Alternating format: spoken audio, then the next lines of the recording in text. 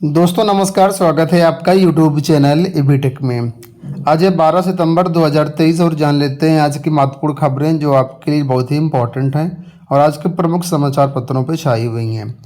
सबसे पहले अपडेट देखिए, 69,000 शिक्षक भर्ती को लेकर के कई सारी अलग अलग अपडेट्स यहाँ पर हैं, तो इस वीडियो में हम इसके साथ ही और भी न्यूज़ को कवर करेंगे। देखिए, बताया गया है कि 69,000 शिक्षक भर्ती, एक अंक विवाद मामले में अफसर पेश, राज्य सरकार को अवमानना मामले में कार्यवाही का ब्यौरा पेश करने का दिया मौका, अगली सुनवाई 25 सितंबर को। 69,000 शिक्षक भर्ती में एक अंक विवाद मामले में दाखिल अवमानना याचिका पर हाईकोर्ट ने राज्य सरकार को रिट कोर्ट के आदेश के अनुपालन का ब्यौरा पेश करने के लिए 10 दिन का समय और दिया गया है। न्यायमूर्ति राजेश सिंह चौहान की एकल पीठ ने यह आदेश अभ्यर्थी सुरंगमा शुक्ला की अवमानना याचिका पर दिया। गौरतलब है कि इलाहाबाद हाईकोर्ट की लखनऊ पीठ ने बेसिक शिक्षा के प्रमुख सचिव दीपक कुमार व अन्य पक्षकारों से रिट कोर्ट के 20 दिसंबर 2021 के फैसले के तहत प्रस्तावित कार्रवाई का ब्यौरा मांगा था, जिसे सरकार की ओर से पेश नहीं किया गया। सरकारी वकील ने इसके लिए और समय देने का आग्रह किया, जिसे कोर्ट ने मंजूर कर लिया। हालांकि कोर्ट ने ताकीद किया कि पहले के आदेश के पालन का हलफनामा 11 सितंबर तक दाखिल न होने पर पक्षकार दो अफसरों सचिव बेसिक शिक्षा प्रताप सिंह बघेल और परीक्षा नियंत्रण प्राधिकरण के सचिव अनिल भूषण चतुर्वेदी को कोर्ट में पेश होने के लिए कहा है। तो ये थे मामले यहाँ पर एक अंक विवाद मामले को लेकर के। वहीं पर आरक्षण के मुद्दे पर जो सुनवाई है वो 15 तारीख को होनी है। ठीक है, 15 सितंबर को इस मामले पर सुनवाई होनी है। वहीं पर देखिए, बताया गया अभ्यर्थियों ने हवन पूजा कर मांगी नियुक्ति। तो यहाँ पर भी 69,000 शिक्षक भर्ती का मामला है और ये अभ्यर्थी हैं जो एक अंक से वंचित हैं और लगातार इनका 35 दिन से इको गार्डन में धरना प्रदर्शन चल रहा है और इन्होंने हवन पूजा करके नियुक्ति मांगी है। यहाँ पर देखो अपडेट है कि माध्यमिक विद्यालयों में एलटी ग्रेड और प्रवक्ता के खाली पदों पर प्रतीक्षा सूची से मिलेगा अवसर। प्रदेश के माध्यमिक विद्यालयों में शिक्षकों के एलटी ग्रेड और प्रवक्ता के खाली पदों पर प्रतीक्षा सूची के अभ्यर्थियों को अवसर मिलने की संभावना बढ़ गई है। पूर्व में चयनित काफ़ी शिक्षकों ने ज्वाइन नहीं किया और वहीं ज्वाइनिंग के बाद भी कुछ छोड़कर चले गए हैं। इसे देखते हुए विभाग ऐसे पदों के बारे में जानकारी जुटा रहा है ताकि प्रतीक्षा सूची के अभ्यर्थियों का अवसर दिया जा सके। विभाग की ओर से सभी मंडलीय संयुक्त शिक्षा निदेशक व डीआरओ से कहा गया है कि मूल चयनित अभ्यर्थियों के कार्यभार ग्रहण न करने से खाली पदों का सत्यापन कर खाली पदों का विवरण उपलब्ध कराएं। वहीं पैनल के बचे हुए अभ्यर्थियों को संस्था आवंटन के लिए 17 से 26 जुलाई तक काउंसलिंग करवाई जा चुकी है।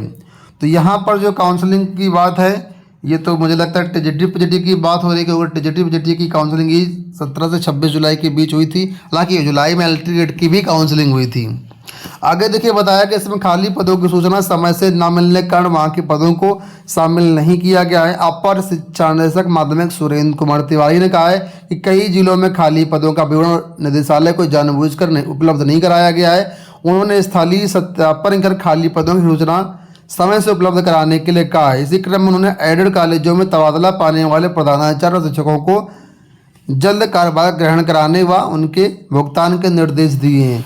तो यहाँ जो बात है वो तो एडेड की हो रही है, लेकिन हाँ लिखा यहाँ पर एलटी ग्रेड और प्रवक्ता है। यहाँ पर देखिए अपडेट है कि पुरानी पेंशन हो बहाल, 30 सितंबर तक परस्पर तबादले। ये यहाँ पर उत्तर प्रदेश बीटीसी शिक्षक संघ की प्रांतीय बैठक हुई, तो इसमें यह मांग उठाई गई कि 30 सितंबर तक जो है तबादले कर दिए जाएं। यूपी बोर्ड को लेकर के अपडेट है कि इस बार 55 लाख से अधिक विद्यार्थी देंगे यूपी बोर्ड परीक्षा। 10वीं में 29,54,000 अभ्यर्थी हैं, 12वीं में 25,49,000 अभ्यर्थी शामिल होंगे। लगातार 2018 से छात्र संख्या घट रही है। पिछले साल इसमें उछाल आ रहा था, लेकिन इस बार संख्या फिर घट गई है। तो अगले साल की बोर्ड परीक्षा यानी 2024 में 55 लाख विद्यार्थी शामिल होंगे। आपको बता दें, पिछले वर्ष यूपी बोर्ड में पंजीकृत छात्रों की संख्या 58,67,000 थी। अगर पिछले साल के डेटा से हम लोग इसमें कंपेयर करें तो बताया गया कि करीब 3.5 लाख विद्यार्थी इस साल जो है कम हुए हैं, इतनी कमी आई है। पिछले साल जो है संख्या 58,67,000 थी, इस बार केवल है 55 लाख। यहाँ पर देखो अपडेट है कि AKTU से संबद्ध कॉलेजों में 25% EWS सीटें बढ़ेंगी। तो कहाँ कहाँ बढ़ेंगी, किन किन जिलों में प्रस्ताव है, तो यहाँ पर जिले दे सकते हैं, सभी जिलों के नाम दिए गए हैं। यहाँ पर सीटें बढ़ाए जाने की उम्मीद है। इसमें से लखनऊ, कानपुर, ग्रेटर नोएडा, बस्ती, मिर्ज़ापुर, आजमगढ़, प्रतापगढ़, यहाँ पर जो है नए इंजीनियरिंग संस्थान खोले जाएंगे और सीटें भी बढ़ने की उम्मीद है। तो ये ज़िले जो यहाँ पर दिए गए, यहाँ पर नए कॉलेज खुलेंगे और यहाँ पर बताया गया कि जो संबद्ध संस्थान AKTU से वहाँ पर 25% सीटें बढ़ाई जाएंगी। पुरानी पेंशन को लेकर के एक अच्छी अपडेट आ गई। यहाँ पर तारीख देखेंगे तो 10 दिसंबर 2022 है, तब से प्रोसेस यहाँ पर शुरू हो गया था और अब यहाँ पर जो सिक्किम सरकार की तरफ से अपने कर्मचारियों के लिए पुरानी पेंशन बहाल कर दी गई है। तो एक बहुत अच्छी बात है कि अलग अलग जो सरकारें हैं पुरानी पेंशन पर काम कर रही हैं, पुरानी पेंशन कर्मचारियों के हित में बहाल कर रहे हैं। लेकिन फिलहाल उत्तर प्रदेश में कब ऐसा होगा ये तो समय ही बताएगा। यहाँ पर देखो अपडेट है कि संसद के विशेष सत्र में रोजगार अधिकार विधेयक लाए सरकार। संयुक्त युवा मोर्चा के पदाधिकारियों ने संवाद करते हुए 18 सितंबर से शुरू हो रहे संसद के विशेष सत्र में रोजगार अधिकार विधेयक लाने की मांग केंद्र सरकार से की। तो कई सारी भर्तियों का मुद्दा ये जो संयुक्त युवा मोर्चा के तरफ से उठाया जा रहा है, जिसमें रोजगार अधिकार विधेयक भी लाए जाने की मांग यहाँ पर की जा रही है, जो सत्र होने वाला है 18 सितंबर से। यहाँ पर देखिए अपडेट है कि GIC के लिए चयनित 968 शिक्षकों को नियुक्ति का इंतजार है। यहाँ पर बात हो रही GIC के बारे में जो अभी हाल ही में हुई थी। तो 968 शिक्षकों को नियुक्ति का इंतजार है। चयन परिणाम घोषित होने के बाद प्रमाण पत्रों की जाँच हो चुकी है। कुछ दिनों बाद UPPSC लोक सेवा आयोग से नियुक्ति की संस्तुति की जाएगी। उसके बाद माध्यमिक शिक्षा निदेशालय से चयनितों को कॉलेज आवंटित किया जाएगा। UPPSC से GIC के लिए 2018-2020 में सहायक अध्यापकों और प्रवक्ता की भर्ती हुई थी। उसमें चयनित करीब 1000 अभ्यर्थियों ने कार्यभार ग्रहण नहीं किया। इस कारण रिक्त रह गए पदों के सापेक्ष द्वितीय सूची से जारी करने के बाद इनकी काउंसलिंग करवाई गई। प्रतियोगी छात्रों की मांग पर आयोग ने जो इसकी काउंसलिंग करवाई और बताया गया, देखिए यहाँ पर कि जो है द्वितीय सूची जारी की, काउंसलिंग हुई, इसके बाद अब ये अभ्यर्थी नियुक्ति के लिए इंतजार कर रहे हैं। तो जैसा कि मैंने आपको जानकारी दिया था कि सुनने में आ रहा है कि इनकी जो फाइलें हैं वो निदेशालय पहुंच चुकी हैं और आगे अब मतलब ज्वाइनिंग की प्रक्रिया कंप्लीट की जाएगी। BPSC को लेकर के अपडेट है कि शिक्षा विभाग BPSC के बीच विवाद थमा।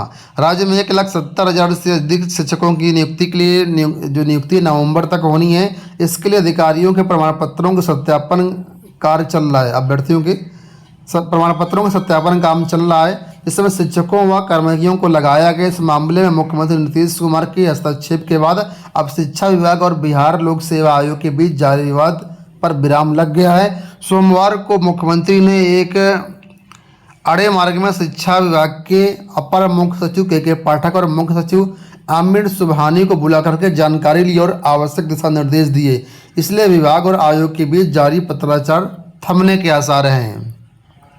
फिलहाल यहाँ पर अपडेट आप लोगों के लिए कि जो अभ्यर्थी डॉक्यूमेंट वेरिफिकेशन करवा रहे थे, जिन लोगों ने अभी तक नहीं करवाया उनके लिए सूचना है कि देखिए बताया गया कि 4 तारीख से 12 सितंबर तक DV के दिशा निर्देश दिए गए थे।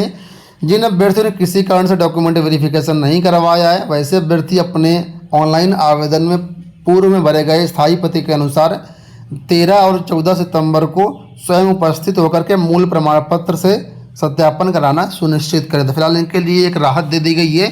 जो लोग किसी कारण से नहीं करवा पाए थे उनके लिए 2 डेट और मिल गई हैं। ये हो गई दोस्तों आज की सारी सूचनाएं। इस वीडियो में इतना ही। धन्यवाद।